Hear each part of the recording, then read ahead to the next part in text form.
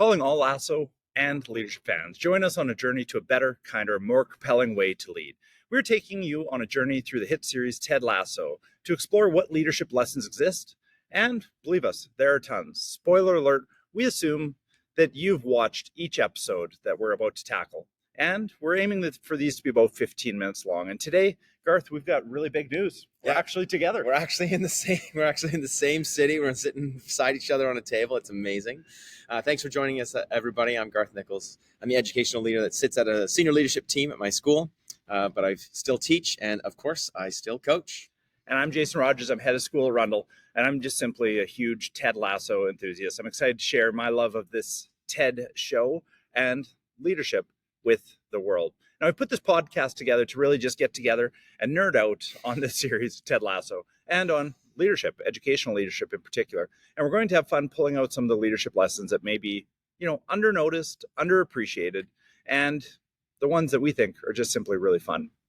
We've created public Ted Lasso fan club, book club, and global conversation, and we're glad that you're a part of it. Now, Garth, every show we sit back, every show, and you change your favorite character, and I presume that you've done it again this week. So who have you got for us? This week it's Keely. It's her real talk. It's her loving support of Rebecca in the women's change room during their session.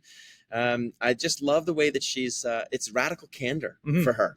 That's what it is. And that's the way that you build relationships. Yeah. And I love it about her. Yeah. And I think the character development for each of these really, really does warrant changing your favorite character. I mean, throughout every week, there's somebody new. Yeah. And I can't help but continue to root for Roy because he comes so far. He changes a lot. He doesn't. This one, he kind of demonstrates all of his faults once again. Yeah. He gets real pissed off, ends up in a fight. Use some bad language, but all the while he's working towards how he's going to be a better leader. And I think there's some really, really magical. Yeah, it's the working. Roy. It's the working towards that is at the core of leadership. Yeah, right. That people are changing and working towards continuous improvement. And I think that's the thing about leaders in particular. They're humans, full of faults. And they're working continually to do their best. And I think Roy hits that head on in this episode and all the others. Yeah. So anyways, let's jump into For the Children, Garth. Yeah, sure. So, I thought you had big news. Oh, I do have huge news. I follow the analytics on this. And not only are we double digits for followers, which is massive, and triple digits for listens, which is also huge, but we're international. So we have listeners from Australia, United States, Canada, and Vietnam. Do you know anything about our listener in Vietnam? Yeah, shout out to Tanai. He's a great friend. He's an excellent educator and just an all-around awesome human. And he actually takes a lot from Ted Lasso. I see a lot of Ted Lasso, what we're talking about, in him because he's exceptional at building relationships and maintaining relationships, even around the world. He and I are still very, very close. So it's the way he does is mostly focus on connection, and connection is at the heart of culture. Yeah. So last episode, we talked about leading from the heart, being vulnerable, and that it's okay to show and share emotions. And I think that, again, is at the heart of leadership. So when you do this as a leader, and we're going to talk more about this, you're creating a space for honesty and truth.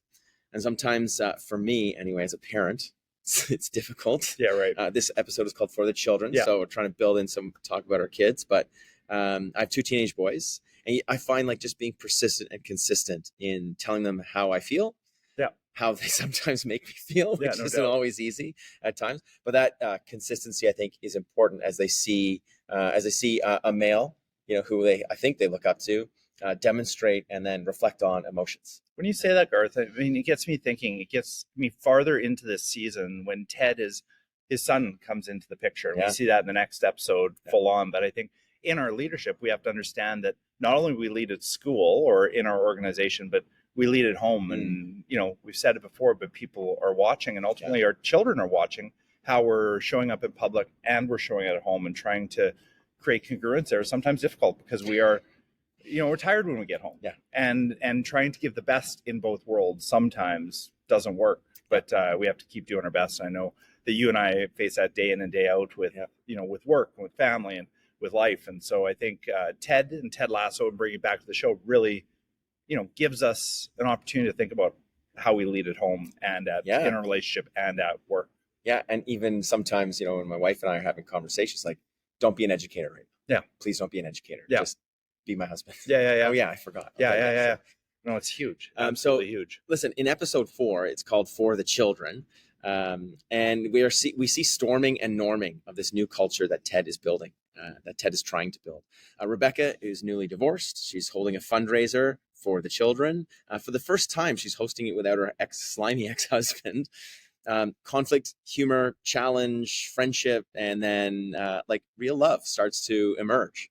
But before we get to this meat of this episode, do we have any more listener feedback? Oh, just a little bit of listener feedback. My dad is back on the podcast. Nice. He's on the correct podcast, and I think he's loving it. And he actually brings up an interesting point in the comments of our podcast. And if you have a chance to comment, we'd love that too. But he says, that human connection, that handshake or that welcome or that personal ability to connect with people is so important. And I know throughout his career, he did that. He stood at his classroom door, shook every kid's hand, looked them in the eye and asked them how they're doing. Yeah. And I think it's inspired him to think about that. So my dad's still listening, and my wife actually listened to an episode, which is a major breakthrough because she listens to me often enough. She doesn't need to listen to these podcasts. But she said, it sounds like Garth really knows what he's talking about. So nice. I'm a big fan of her. Yeah, there you go. So in this episode, listening is actually a huge part of what this episode is all about. So I'll start. I'll say this is what jumped out at me. There's a pivotal scene here with Roy Kent when he's in the bar and he's chasing down Jamie Tart. And he goes, I won't go into the detail, but he's in a different place and he sees Jamie, and Jamie's partying. And he's trying to teach Jamie a lesson about the culture they're trying to build in the clubhouse. And then he takes a sip of his vodka. Mm-hmm. Yeah. Vanilla vodka. Yeah. You're such a child. Yeah. That's why I love the title of this episode, For the Children. And it's really about growing up. Yeah. It's really about taking ownership of your actions. And Jamie actually, going back, first episode, Jamie was my favorite, but Jamie actually, you see his face kind of change a little bit. And I think that's when he starts to listen to Roy. And I think that's pretty significant. So that's the idea of growing up. But we see that later in the show too, right? Yeah, and I think there's a really, really, well, Nate as well, but there's a nice tie through with Jamie Tart and Roy Kent and Ted. So what Ted says to Roy, you might remember a little bit later, he says, Roy, can you remember when you're 23 years old and you were new to this league and you had all the money that you could handle? What kind of person were you? Yeah. And you can see that moment, Roy's sitting back and going, I was just a child. Yeah. I bet you I was just a child. And I think this idea that, developing empathy for where we've come from to where we are today is really important, because none of us are born perfect. All of us are in this journey. And I think sometimes when we get to near the later stages of our journey, maybe like me, maybe like you, we start to think that everything was simple always. Yeah. But somebody needs to remind us we weren't always perfect. Yeah. Or that everyone has the same amount of learning that we do. Yeah. Why are they behaving that way? Oh yeah, they're on that part of their leadership journey, which I think is significant. But there's a point where in this episode where Nate starts his leadership journey. Yeah. And Ted takes him under the wing. Oh man, I love this. So that you might remember they're walking on their way towards the gala, and Ted looks over at Nate and says, Nate, do you like a friend who will tell you you've got something in your teeth? Opening the door for feedback, right? Nate says, of course. So Ted sees an opening and he says, Nate, that suit doesn't fit. And we need to do better. You're going to this gala. Yeah. And Nate takes it really well because the door was open for feedback. And then what's even better is Ted turns around and says, hey, I know where to get another suit. Yeah. Let's go to the suit shop. We'll get you. And before long, you see Nate in a brand new suit strutting along. But here's what's happened. It's more than a suit in this instance. One, Ted has opened the door to feedback.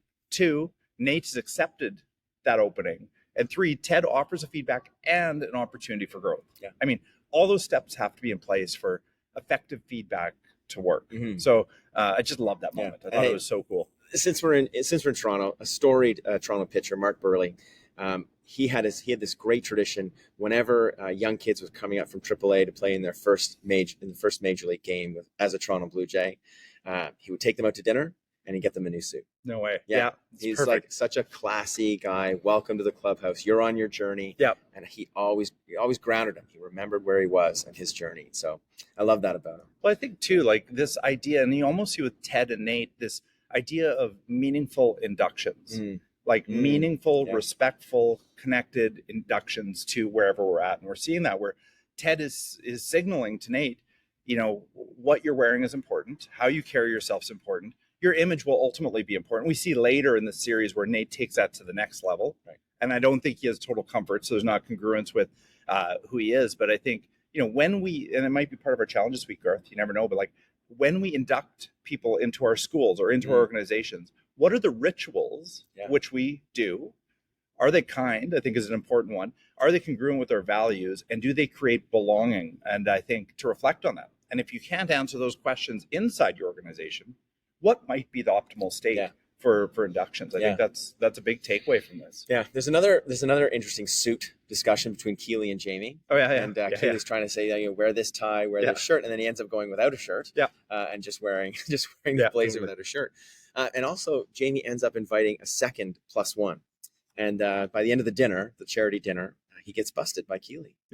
And he said, Keely says, and he says, I'm sorry. He comes to try and make amends. And he thinks his charm and his like machismo is going to make up for it. And he says, Keely, I'm sorry. Can we just go home now? And Keely says, well, do you even know what you're sorry for? And Jamie says, you always ask me that. When I apologize, you always ask me what I'm sorry for. How am I supposed to know? Right. And it's a huge moment. Right. This idea of an apology that isn't meant, or an apology that isn't grounded. Because moments later, Roy comes up to Keely and says, don't use me as a pawn in your game. And Keely demonstrates to a T how to give an apology, and Roy demonstrates how to take it. She says, Roy, you're right. I shouldn't have done that. And I'm sorry. And Roy says, thank you, Keely. Don't let it happen again. And it's this idea of hold yourself accountable, right? Hold yourself accountable to yourself, but also like to others. And then make this a part of who you are. Acknowledge apologies when they are given. Don't hold grudges, right? And accept that apology. And I just love that moment. I think it's like a super rich and charged with leadership. Yeah, there's so much growth in this episode, and I can see why Keely demonstrating that does bring her to the forefront of this episode as kind of one of those hidden. Thanks. Yeah, you're agreeing. She is a hidden hero in this because she's taught Roy Kent, my guy, how to be a better person. So this is still back to about Roy Kent. So from this episode, I really think what we can take, Garth, is a few things. First, check comfort with feedback before giving it. When you give feedback, provide an immediate opportunity for growth. I think it's huge from a management or leadership standpoint to have all of those layers and not leave somebody out there trying to figure out what to do with the feedback. I think secondly, being a leader means being a grown-up. There's always time for fun, but as a leader, we are tasked with decisions about we're tasked with tough decisions and making ourselves work for others, whether it's in fundraisers or in our daily work. And empathy is central to strong leadership. And for being accountable, just like you said, apologize and mean it. That's truly brave leadership. And when someone apologizes, be open to it, because I think healing is important. And I think we make tons of mistakes in our work day in and day out.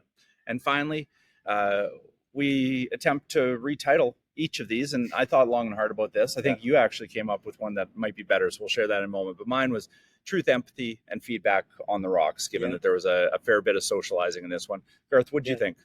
Well, I thought, again, I focused on the apologies. And later on, I think it's episode 9. It's actually called All Apologies, reference to Nirvana.